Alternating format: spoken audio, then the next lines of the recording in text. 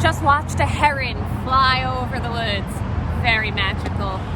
Now let's go.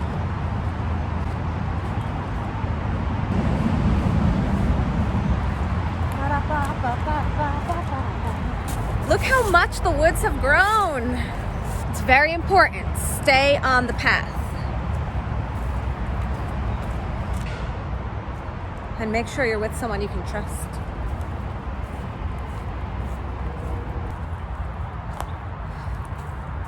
How's this?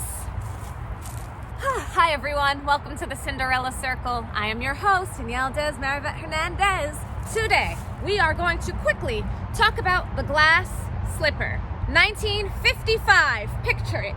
Leslie Caron, French dancer, Cinderella. In this version, she plays Ella, who was prophesized to one day live in the palace. And she grows up kind of being an outsider because of it. In fact, she's bullied a lot and teased a lot, and it's really depressing for her. So she also cries a lot because everyone mocks her. Nobody likes it when you talk about how your life is gonna be better than anyone else's, at least in this town. Ella grows up not just believing in this prophecy, but it's her one comfort.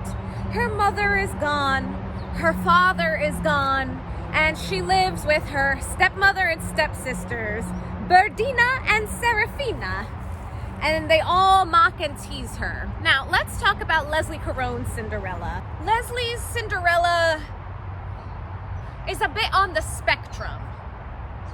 Leslie Caron tends to play characters that share a trait of being on the spectrum without being identified as being on the spectrum. When you watch this version, you can't help but notice certain character traits. She has a hard time verbalizing her emotions to other people. In fact, she has a hard time getting along with people at all. She can't seem to pick up social norms. In fact, she has a hard time relating to anyone at all, so she's a loner. And she has a spot where she goes to be alone, and it's a beautiful pool of water. And over there, one day, on a hot summer's day, when the prince is like, woo-wee, it's too hot to be home right now, who should he meet but Cinderella? However, he does not tell her he's the prince, Prince Charles. So Prince Charles is having a memory about being a kid, the first time that he was driven through the city for everyone to wave at him, and he met this girl who was crying, and he came out of his carriage and he comforted her, and he waxes poetic about her big sad eyes and how he's never been able to forget them. And then he meets Ella, and her big sad eyes are exactly the ones that he was talking about, and there she is, fresh from a cry. He tries to flirt, she wants to get away from him. I mean, this is a big, strange man in her private place. Whoa, not like that. So he tells her he's a cook over at the castle, and he invites her to the ball, and he passes her an invitation, and suddenly she has an invitation to the ball. Back home with her stepmother and stepsisters, they're all talking about a cousin Lulu and this crazy lady.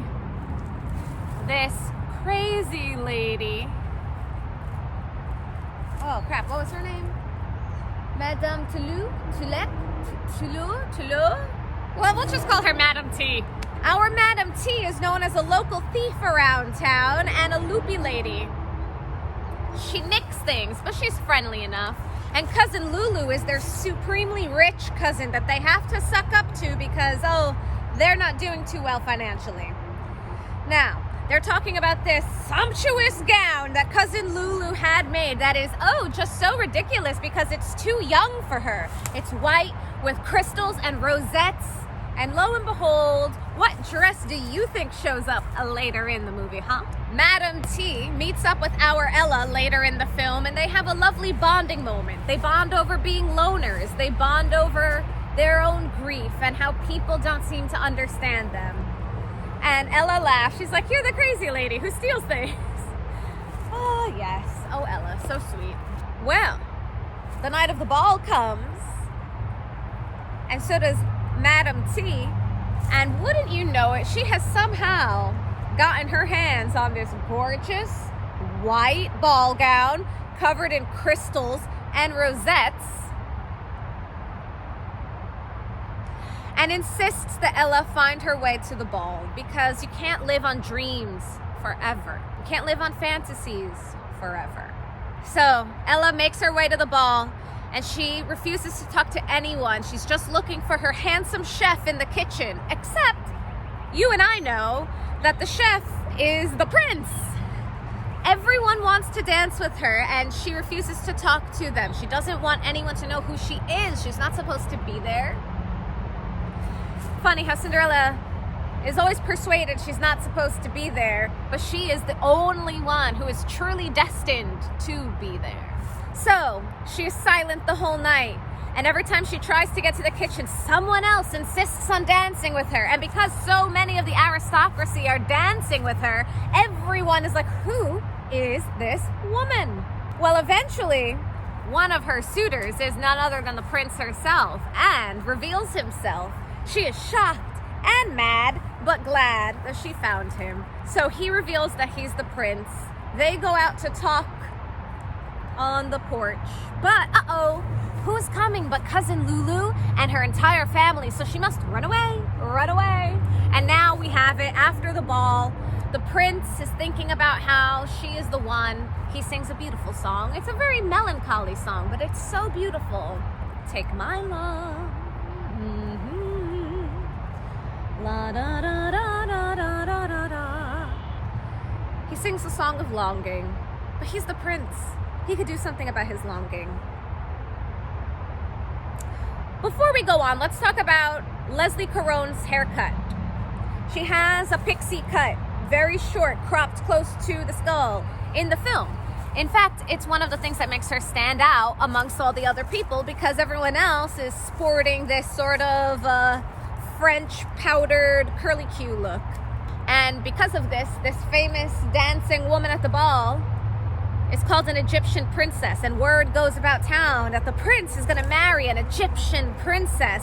And then Leslie Caron, our Cinderella, Ella, has an entire despair ballet, which is so beautiful, you must check it out, in which she's dancing upon a cake. She meets the prince, but then the prince gets stolen away by a stoic, silent Egyptian princess.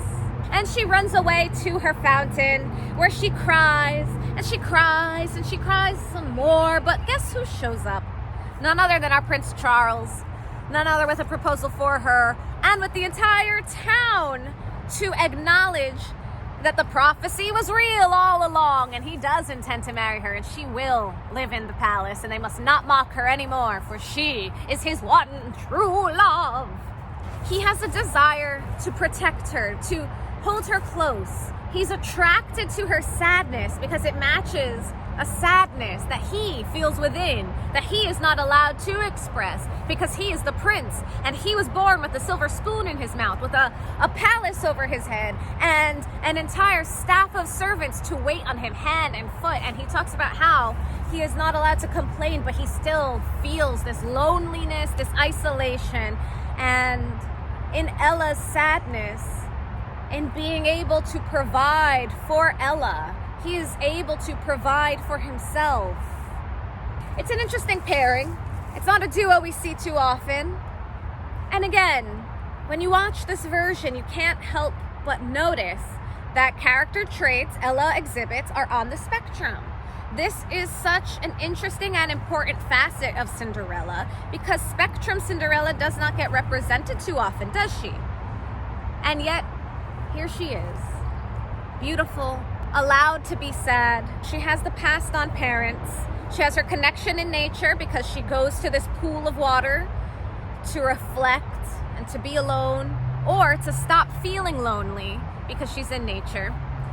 We have the fairy godmother, who is this loopy loner of a woman, and of course she is the fairy godmother. She's not just a little thief in town. She's not revealed to be magic until the very end, but yes, there is a magic version in this. There are glass slippers. I mean, the movie is called The Glass Slipper. And we have the transformation. She finally steps into the prophesized version that she always dreamed of being. She's no longer the little ash girl. Although at the start of the film, she is quite filthy with ashes. So they make good on all of the tropes. They're all there. And then what makes this different? She's part of a prophecy, not something you typically see. There's an incredible ballet. Oh, fantastic. So this one counts as a musical. There's only one musical number, so it's not a traditional musical, but I'll take it. And the Prince Charles, he has his own story arc. His story arc is about overcoming loneliness and finding a partner that he truly feels he can be himself with. And then they ride off on his horse into the sunset to the palace. Definitely worth checking out, and I hope you do. 1955, Cinderella spans generations. Well, Cinderella spans a millennia, actually.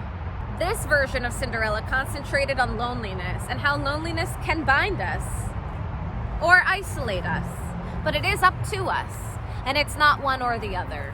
It's also a stellar gown, like, whoa, definitely check it out. And now it's getting pretty dark in these woods, which you can see are flush and green and filled with life, so I'm gonna skedaddle as well.